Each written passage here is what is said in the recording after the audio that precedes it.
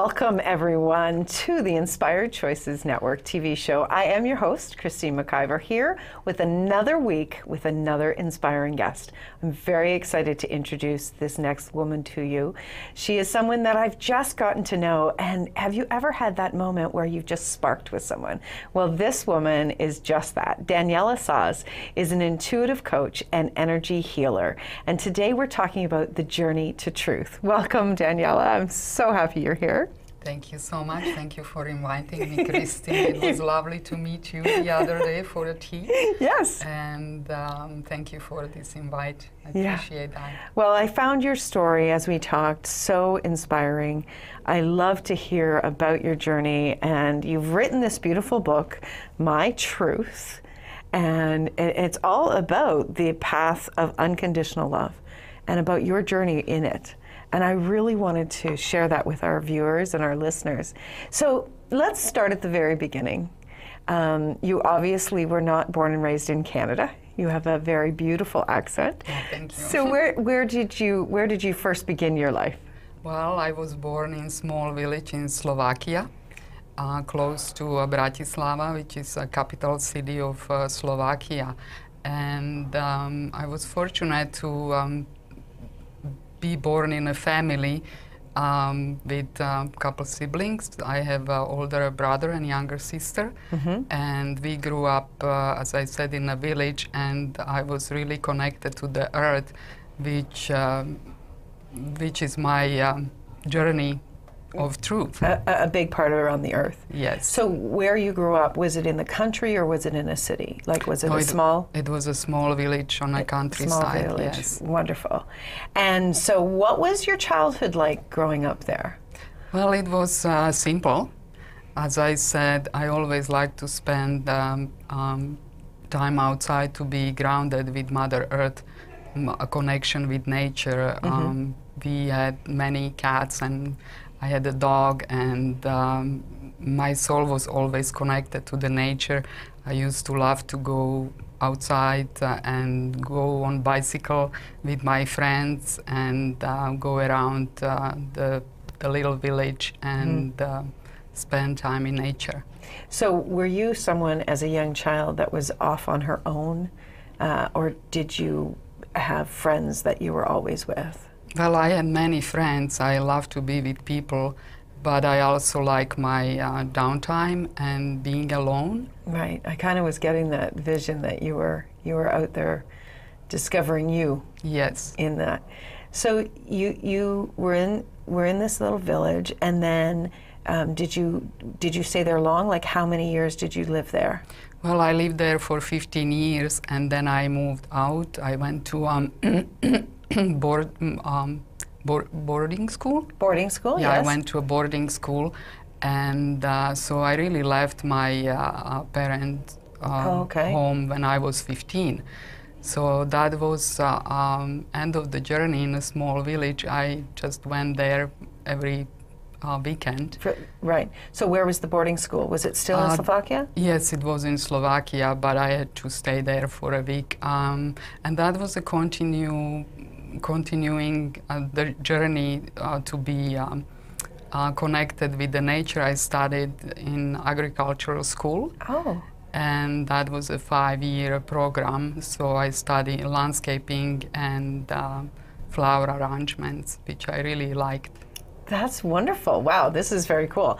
And so you were in school. Did that take you, when you were at boarding school, did that take you through college as well at boarding school, or did you go to a different school, or where did you go on after you were done there? Well, that agricultural school was a boarding school because it was further from where I was born, so I had to stay there. I couldn't commute every day. Right. Yeah. And then when you finished that schooling, did you go on to working, or? Yes, or I worked in greenhouses, which I really liked, but I wasn't able to continue to work there because it just didn't go with my health, the chemicals and everything that was in the greenhouses, so I had to switch that job. But the company offered me a job in office, So I was doing payroll, but that really didn't go with me at all. Wow, what a switch from landscaping to payroll. Yes. So you move forward with your life. At some point, you went abroad. Where was the first place that you went abroad to? Was it Austria?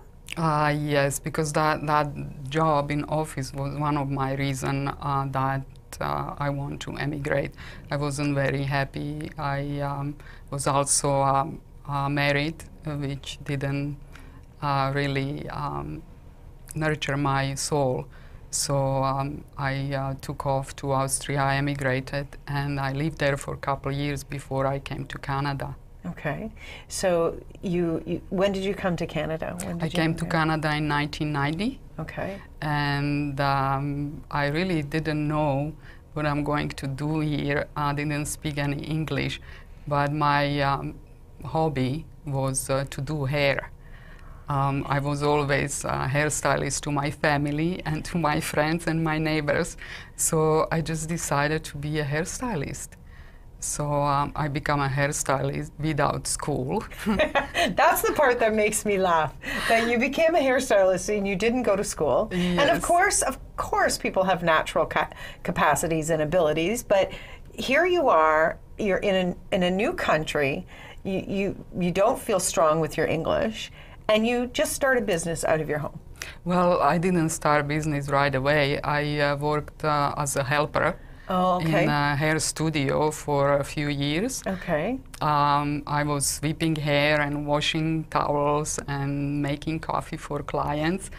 And I truly like that, you know, being service to people. Right. And I just learned how to, you know, behave in Canadian so this is society. The hair salon was your learning ground. Yes. For the culture, the Canadian culture. Yes. Wow, you must have learned some interesting things there. So then, how long was it before you started your own hairstyling business? Yeah, I was kind of unlucky, but now I see it as a gift, because every salon I went, they either let me go because they didn't need that many people anymore, or the other business was closed.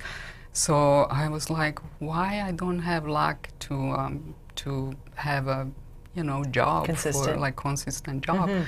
The universe was showing me, yes, you need to be on your own. And when I think it was 4 years working in a different salons, and then I opened my own home studio.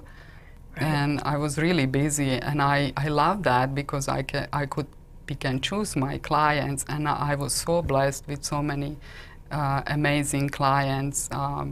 Like 95% of my clients were women, and they taught me so much about who I am and who am I not. Right. So it was amazing experience, and I was a hairstylist for 22 years. And I love that job, and I love to meet like hundreds, maybe thousands of people through my work as a hairstylist. Right. So, and after 22 years, I was guided to close my business and do something else. I was hearing the message, and I believe it was message of divine, that the beauty comes from within. And I was so happy to find yoga and meditation. In 2006, I studied yoga course, Kundalini Yoga teacher training. Yes. And that brought me to my new path. And so where you are today. Yes. So before we jump into where you are today, you had told me that you actually had clients, when you started to tell them that you were taking yoga, that they wanted you to teach them yoga. That's right. And so, like the total entrepreneur that you are, you learned, and then you set up a yoga studio beside your hair studio. That's right, yeah. That is so creative. I absolutely love that. Yeah, well, I love the yoga, but I didn't want to study yoga to be a teacher. I really wanted to know what's behind of the yoga teaching, because it was so fascinating to me. Like, it changed my life. it really brought me to my truth, to who I am. And So how did it do that? Pardon me? How did yoga bring you to your truth? Because I was meditating every day and journaling and doing, the yoga poses and stretches and deep breathing. It really brought me to my true self, to see my gifts, who I am, and not to take anything that doesn't resonate with me, or if something would happen in my life that doesn't resonate with me, I just knew how to let it go. And you started that Yes, journey. yes. So, Okay. and meditation is a big part of my everyday, because I see meditation as a hygiene for my mental and emotional body. I love that. Yeah. So when I don't give myself time every day, at least 10, 15 minutes, I feel like I didn't shower or didn't brush my teeth. That's so amazing. I love that. Yeah, it really become a big part of my life. It's a must. It's a must. So we're going to take a short commercial break. Okay. And when we get back from our break, we're going to continue to talk with Daniela and find out more about her truth and her journey to her truth. So please stay tuned, and we'll be right back.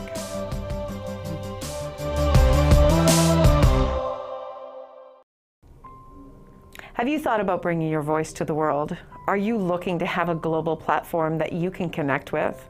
At Inspired Choices Network, we create an opportunity for you to bring your voice each and every week to a global platform. We support you, we train you, we bring your podcast out to more than 50 platforms. We are a network of building a community where we're bringing conscious voices to the world. If you're looking to have more of an opportunity, if you're looking to bring what you know to the world, do connect with us. You can contact us at inspiredchoicesnetwork.com, or you can send an email to becomingahost@inspiredchoicesnetwork.com. We'll have a conversation and we'll show you what truly is possible.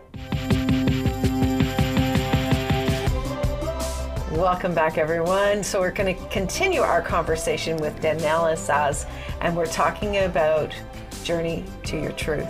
So you shared with us how you came to be, and the journey through your entrepreneurship, and how yoga and meditation really started to pull you in. And now I love that how you said it, it's part of your hygiene. Your meditation is part of your hygiene. And when you were doing your meditation, and what started to really come out of that really, because that's a big part of what you're talking about in the book, right? About what you were starting to get to about you. So tell us what was going on for you. Well, in a meditation, I was hearing you are a leader. You are here to help humanity. You are here to help Earth. And as much as I love to be with people, as much as I love to communicate with people, and I don't like to be exposed, or I didn't. This is actually my first TV interview, and my voice is a little shaky, but I think I have to go over that.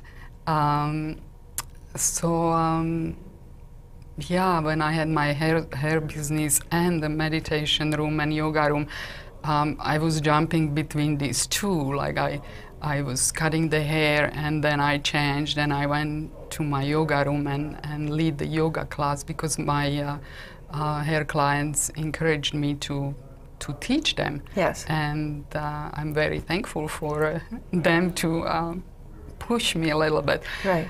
And so I was choosing, because the hair salon didn't fulfill me anymore, even though I loved my job for so many years. But I just felt I need to give something else, something different to humanity. Like my service need to change, and I was journaling a lot. That was a big part of my life too. And through journaling, I do automatic writing, and that's another part of my everyday life. I journal. I do automatic writing. So because for anyone that doesn't understand, can you explain automatic writing? Well, I just sit and meditate and focus on my breath for 10-15 minutes, and then I take the paper or my journal and pen and I start to write, and whatever comes through me, I just let it go and let it come through. And sometimes I surprise myself. I'm like, like, who is writing this? Sometimes I write a word that I don't understand what it means in English. So I go and Google. Thank you for Google. I Google the meaning of the word because I don't know what it means. So I truly know that divine is speaking through me and delivering messages.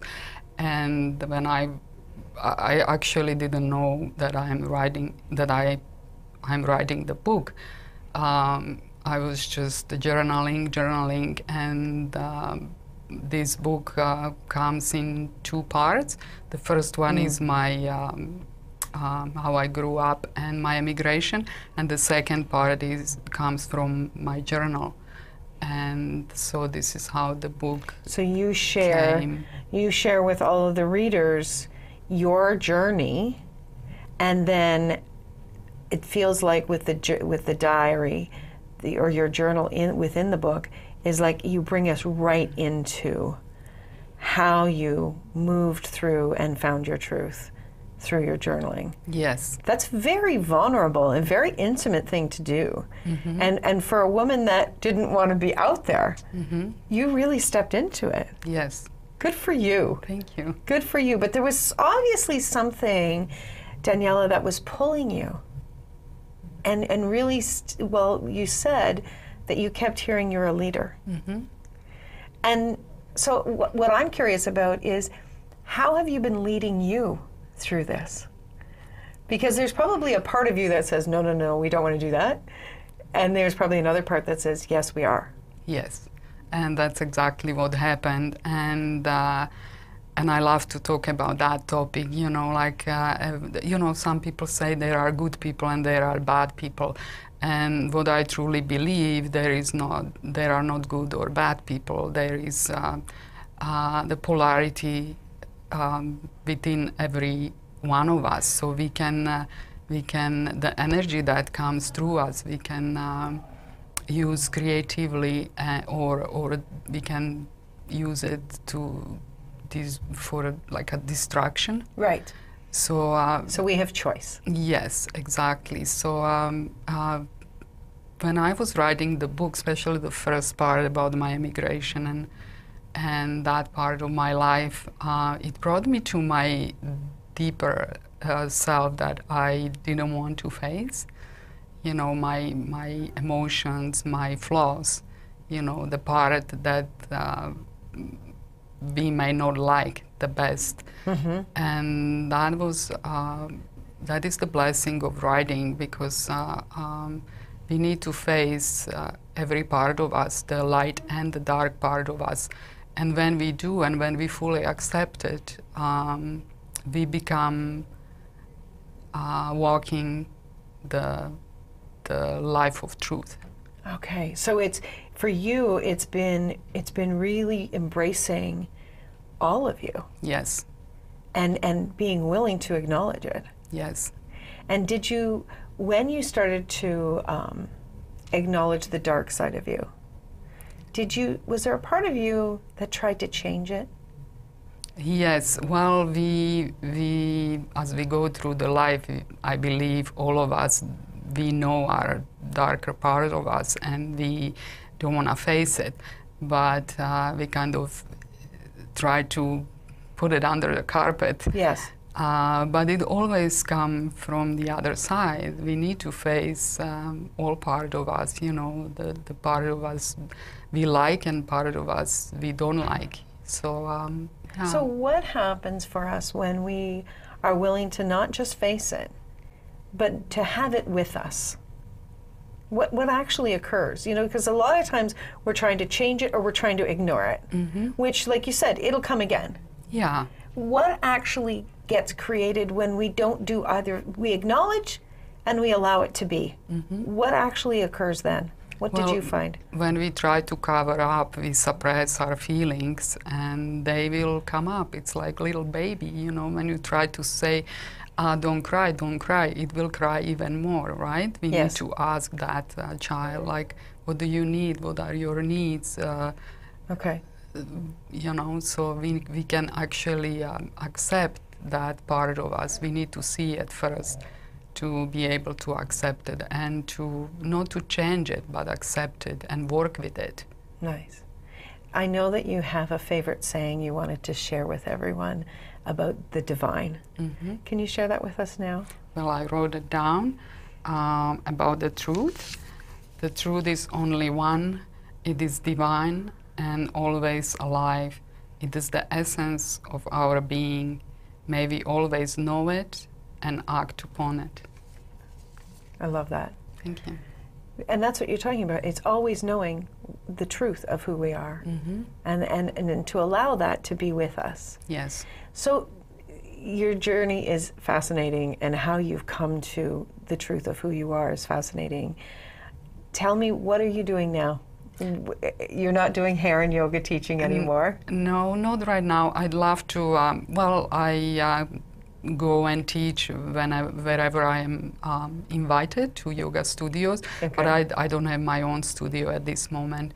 But I feel I like to go broader and to be available to different, in different places, to many people out there. My website, if anyone like to contact me, is pureauthenticheart.com. And what I like to focus is to do intuitive coaching, to deliver divine messages to people who are asking me for their guidance. Nice. Yes. So that's something that you're doing with people now, and they can contact you and they can work with you. Yes, That's fabulous. I love to work with people who are willing to walk their journey. path of truth. That's beautiful. So besides, in addition to doing one-on-one coaching, do you also do any kind of speaking engagements? Is that something that you're available for as well? Yes, I go to different groups, women groups, and speak if they ask me to come. That's wonderful. I think this is fascinating. I'm so glad that you and I were connected by a mutual friend. Yes, thank you, Brenda. Yes. And I love that you, for me, what I get with you is you're not done. No, you're still curious and you're still asking. Yes. And that's wonderful. So everyone, you're going to want to pick up her book, My Truth. And where can they obtain the book? Can they get it through Amazon? Yes, it's on Amazon.ca and Amazon.com. You can also purchase it through my website, www.pureauthenticheart.com, or you can email me. Wonderful. That's fabulous. Thank you so much for being here today. Thank you very much. I can't wait to see where your journey continues to. Yes, me too, because I truly feel this is my very beginning. You're at the very beginning. Yes, that's and wonderful. It's interesting enough last night, because I was kind of like, oh my God, this is my first interview. But I'm very excited, and I work with tarot cards, and I pull the cards, and what I pulled actually jumped out of the deck was full, which is number 1 card in tarot deck, and that means new beginnings. So I feel very blessed. Here we are. So do I. Yeah. Thank you so much. much. You're welcome. Thank you, everyone, for joining us. And if you would like to learn more about Daniela, please do go over to her website and connect with her. And you never know where your truth may lead you when you're working with her. So do tune in next week. We will have another inspiring guest who's inspiring themselves in the world and those around. Thanks again.